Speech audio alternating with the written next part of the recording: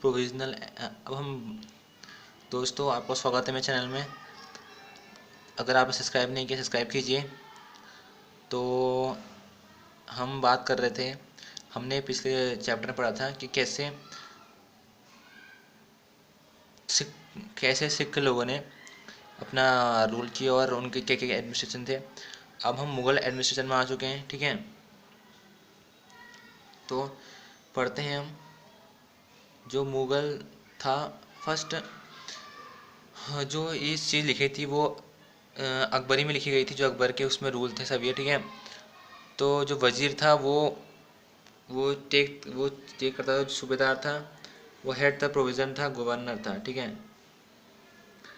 और डिस्ट्रिक्ट और सरकार थे इसमें।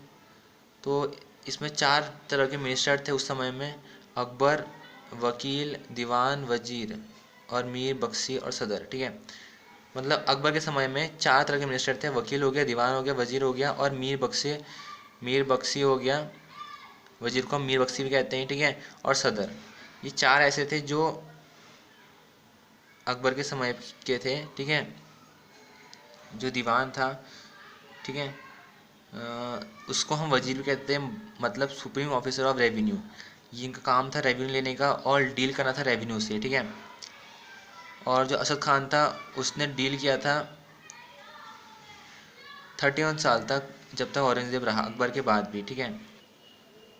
तो वहाँ जासूस होते थे, जासूसों को वहाँ पर कहते थे वाक़िया नवीस। अब मैं आपको कुछ अपने खुद के नोट्स से बताता हूँ कि उसमें मैंने क्या लिखा है। तो जो वाक़िया नवीस है उसको स्पाई कहते थे एक किस्म से, ठीक है।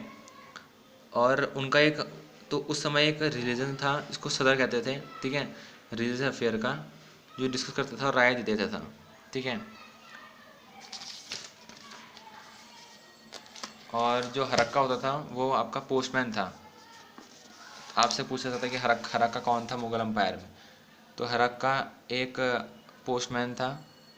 और मुशर्रफ लेखा जो करता था।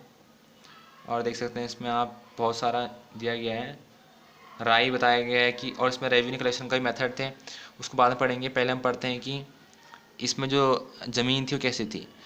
स्टेट को उस समय प्रांत कहते थे, प्रांत, ठीक है। सूबा भी कह सकते हैं, सूबा तो अभी अभी सुनते हो गए आप, सूबा तो अभी भी इस्तेमाल हो सकता है। और डिस्ट्रिक्ट को जिले कहते थे, सरकार कहते थे उस समय जिले को, ठीक है। परगना अधिकारी को गाँव का सेंटर था, ठीक है। और गाँव को विलेज कहते थे, ये तो पता ही होगा आपको।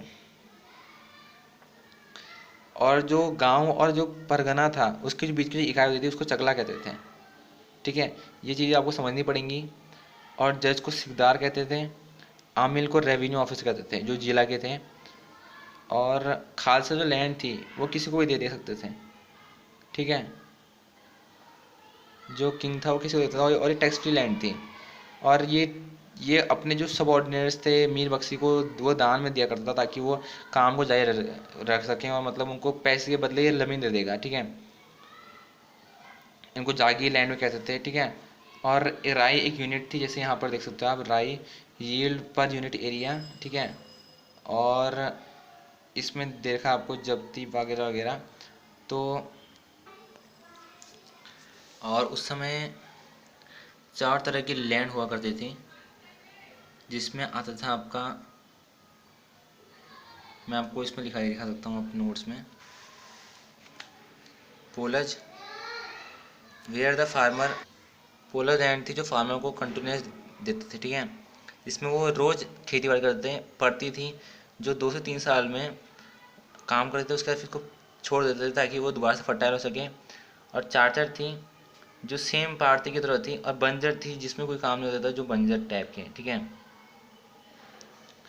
और 42 उंगली के बराबर 1 इलाई गज थी, और 33 का 1 इंच था। तो ये, तो अगर आपको बोले कि कितने अंगुल की कितनी ज़मीन है, तो इसके हिसाब से नापते थे कितने अंगुल की कितने, मतलब क्योंकि उसमें कोई सिस्टम था नहीं, कि उसमें फिदा तो था नहीं कि हमने आज दी कितने इतने मीटर की ज़मीन है, ये है वो है। तो उस समय सब जो ये होता था वो अंगुल के हिसाब से और इलाई गज के हिसाब से होता था, ठीक है।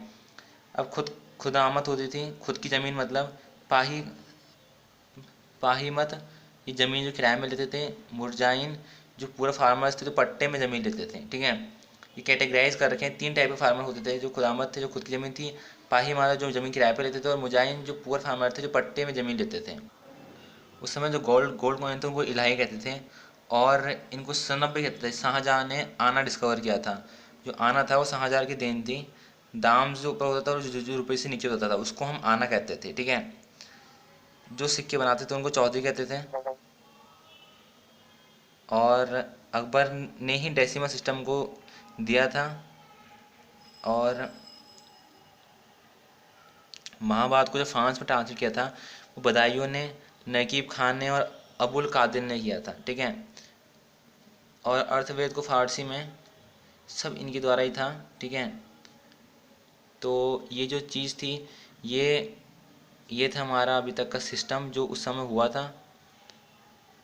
जो उस समय जो हम बोलते थे, और जो हम जो मतलब ट्रांसलेट करते थे, उस समय सिस्टम थे ये। अब मैं आपको कुछ पेंटर के नाम बताता हूँ जो उस समय थे। दसवंत हो गया, दशावंत हो गया, केशवाला हो गया, मुकुंद हो गया। और ये जो चीज़ थी, ये कुछ पेंटर थे, फेमस पेंटर उस समय। और कुछ गुरु भी हो गए इसमें, ठीक है। तो ये फेमस पेंटर थे जब मुगल अम्पायर था। ये 4 फेमस पेंटर थे। तो हमारा एडमिशन वाला हिस्सा भी ख़त्म हो चुका है। इसमें ज़्यादा कुछ नहीं है, जो आपको पहले बताया कि जो ज़मीन कैसे नापते हैं, पट्टे क्या क्या क्या होते हैं, पोलर वोलर। तो जो इंपॉर्टेंट ये थिंग्स ये हैं। बाकी इसके बाद अब सुनने वाला मराठा अम्पायर बहुत इंपॉर्टेंट है, और क्वेश्चन बनेगा ही बनेगा उसमें से, आप शर्त ला सकते हैं, क्योंकि लंबा भी है और इम्पोर्टेंट भी है। तो अगर आप चैनल सब्सक्राइब करेंगे तो सब्सक्राइब कीजिए, लाइक कीजिए, शेयर कीजिए, और पीस में रहिए और इन्जॉय कीजिए लाइफ को। और तब तक के लिए गुड बाय।